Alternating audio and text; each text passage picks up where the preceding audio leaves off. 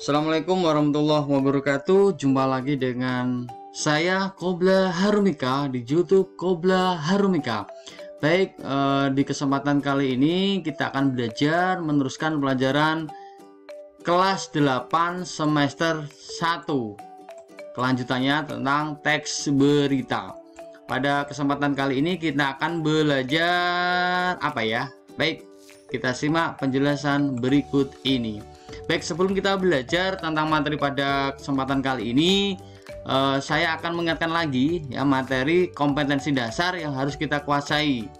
Yang pertama, 3.1 mengidentifikasi informasi dalam teks yang didengar dan dibaca. 4.1 menyimpulkan isi dari berita, mengembangkan dan memotivasi yang dibaca dan didengar. 3.2 menelaah struktur dan kebahasaan teks berita, membanggakan dan memotivasi yang didengar dan dibaca berita. Yang berikutnya 4.2 menyajikan data informasi dalam bentuk berita secara lisan dan tulis dengan memperhatikan struktur, kebahasaan atau aspek lisan, lafal, intonasi, mimik, dan kinesik. Selanjutnya, baik, pada kesempatan kali ini tujuan pembelajaran yang harus kita kuasai, kalian kuasai. Yang pertama, menentukan struktur teks berita dengan benar. Yang kedua, menentukan kaidah kebahasaan teks berita dengan benar.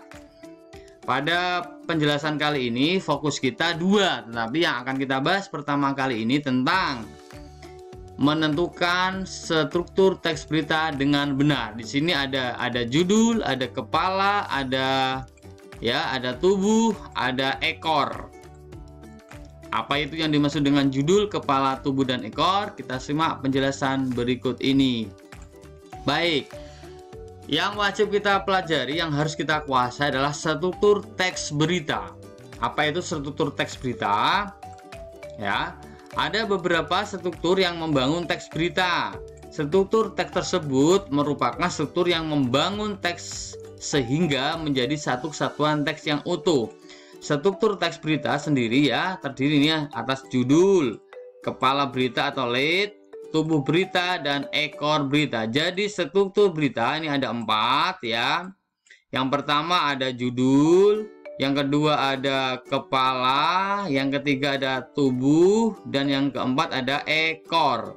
Ada referensi lain yang menyebutkan struktur ada 3, kepala, tubuh, dan ekor. Tetapi tidak masalah karena judul ini pasti diletakkan yang paling atas ya. Itu. Bagaimana penjelasan antara judul, kepala, tubuh, dan ekor berita? Yuk kita simak penjelasan berikut ini. Baik. Yang pertama, yang kita di posisi ini ya. Yang pertama tentang judul berita. Judul merupakan kata kunci yang mewakili keseluruhan berita. Pada teks berita, judul biasanya memuat tentang kejadian yang dibahas atau disampaikan. Judul dibuat semenarik mungkin, ingat semenarik mungkin, sehingga pembaca tertarik untuk membaca berita tersebut. Judul berita berfungsi mengenali isi berita secara singkat. Jadi dengan membaca judul saja dapat kalian ketahui isinya. Judul ini merupakan bagian terpenting dari berita. Hal ini karena sebelum masuk pada isi pemberita, pembaca akan melihat judul terlebih dahulu. Intinya judul itu seperti bisa menjadi tema, bisa menjadi gagasan inti untuk melihat isi dalam berita tersebut.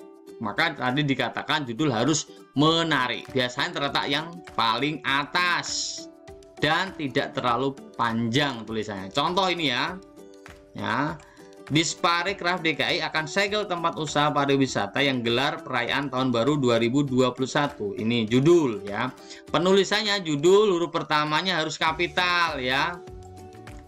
Nah, ya harus kapital. Nah, ini kecuali yang akronim ya, akronim seperti DKI. Ini kata hubung kecil ya. Ini atau mungkin ditulis kapital semua, tidak apa-apa. Ini judul, tidak diakhiri tanda titik, tidak ya. Jadi untuk mencari judul adalah diletakkan paling atas dalam berita. Itu pasti judul. Saya yakin pasti paham ya. Baik, selanjutnya yang kedua, struktur berita yang kedua adalah kepala berita atau lead. Kita berada di sini. Ya, di sini kita. Warna hijau ini ya, kepala berita. Lead adalah pembuka berita berisi unsur 5W1H. Ini yang sudah kita kuasai pada pembelajaran sebelumnya. Ini dijabarkan secara singkat, padat, dan menyeluruh. Lead berita adalah bagian yang sangat penting dari berita. Di dalam lead berita terangkum inti dari keseluruhan isi berita. Setiap lead juga ditulis untuk menarik pembaca melihat lebih lanjut isi berita. Jadi lead berita atau kepala itu mengandung 5W1H. Jadi hanya ringkas saja.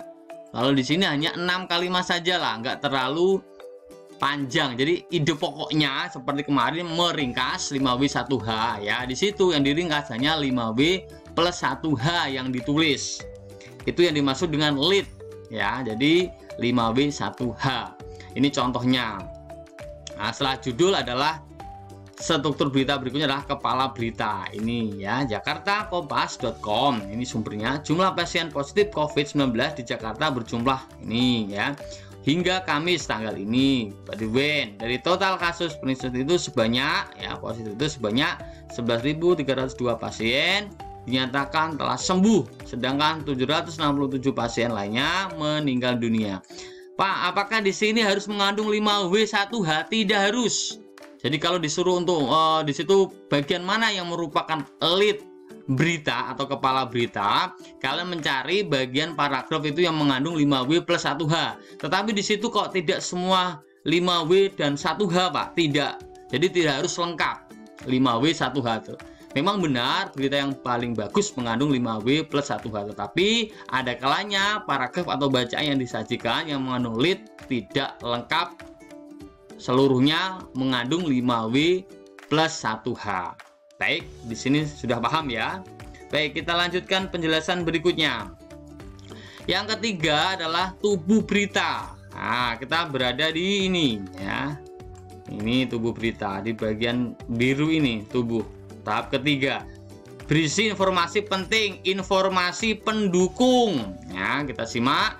Bagian ini merupakan inti dari teks berita. Ya, tubuh berita merupakan kelanjutan isi berita yang dapat memberitahukan secara lebih rinci. Ya, ini kata kuncinya, lebih rinci tentang keseluruhan peristiwa atau informasi yang diberitakan. Tubuh berita berisi penjabaran dari gagasan berita. Penjabaran itu bisa merupakan jawaban why dan how, bagaimana. Jadi kalau di bagian kepala tadi hanya 5W dan 1H yang hanya singkat-singkat saja, tetapi di bagian tubuh berita itu penjelasan dari 5W+1H.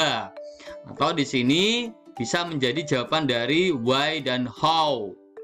Bagaimana prosesnya itu dijabarkan, dijelaskan sedetail-detailnya. Di paragraf itu atau pokok bahasan itu menjelaskan sedetail-detailnya.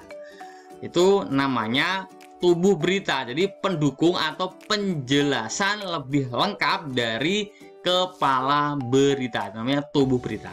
Baik, kita lanjutkan struktur berita yang keempat, yang terakhir adalah ekor berita. Tadi ada judul, kepala, tubuh. Yang terakhir adalah ekor berita. Apa itu ekor berita? Ekor berita berisi hal-hal lain yang jika dihilangkan oleh editor tidak terlalu berpengaruh terhadap substansi atau pokok bahasan berita tersebut. Misalnya daftar nama orang-orang yang mengalami kecelakaan. Misalkan di situ setelah dilaksanakan dijelaskan tentang kepala, judulnya, kepalanya, tubuhnya, kemudian ada lampiran ya, nama-nama korban kecelakaan, itu tidak terlalu penting ya. Jadi bisa dihilangkan. Nah, jadi ekor berita ini kita posisi ke warna kuning ini ya. Berisi informasi yang kurang penting atau informasi tambahan, bisa dihilangkan. Seperti lampiran lah, lampiran daftar. Misalkan ada kecelakaan pesawat terbang, nanti di bagian paling bawah itu ada daftar lampiran. Semuanya penting tetapi bisa dihilangkan. Bagian belakang ya. Itu tentang ekor berita. Baik, kita bahas tentang contoh ya, contoh soalnya dan pembahasannya. Baik, kita lanjutkan yang mengandung judul, kepala, tubuh, dan ekor. Nah, di sini Di sini ada bacaan, kita bisa mengidentifikasi. Sebetulnya gampang saja ya. Karena judul, maaf, berita yang baik pasti runtut dari judul, kepala, tubuh, dan ekor. Itu secara teoritis seperti itu. Baik, nomor ini kita bisa di sini kita identifikasi ada 1, ada 2, ada 3, ada 4. Jelas kalau kita mengidentifikasi nomor 1 apa? Judul ya. Kemudian yang kedua apa? Ini judul ya, saya tulis judul. Yang kedua ini apa? Yang kedua kepala. Yang ketiga apa? Tubuh berita. Dan yang keempat adalah apa? Ekor. Nah, kita cek kalau belum jelas ya. Ini jelas peresmian sistem irigasi baru. Ini judul ya. Judul paling ringkas adalah judul. Kemudian paragraf kedua adalah yang mengandung 5W1H. Nah, ini pokoknya ini. Nah, ini. Kemudian dijelaskan di tubuhnya. Nah, ini kelanjutannya. Pada sambutannya, wah ini berarti kan menjelaskan yang sebelum ini ya, berarti di paragraf pertama. Kemudian yang terakhir, setelah acara peresmian bupati kemudian, nah betul yang dibahas adalah peresmian. Yang dibahas kan peresmian, ini yang pokok ini. Tapi ini kemudian melanjutkan kunjungannya, ini kan nggak terlalu penting ya, kurang penting karena yang dibahas tentang peresmian. Nah ini tentang apa? Kunjungannya ke rumah. Jadi ini kurang terlalu penting. Jadi kalau yang dibahas ide pokoknya ini, maka di kepala dan tubuh sudah cukup. Ekornya hanya penjelas, bisa dihilangkan karena berisi informasi kurang penting. Bagaimana penjelasan dari saya? Kalau kurang paham bisa ditanyakan di kolom komentar. Terima kasih.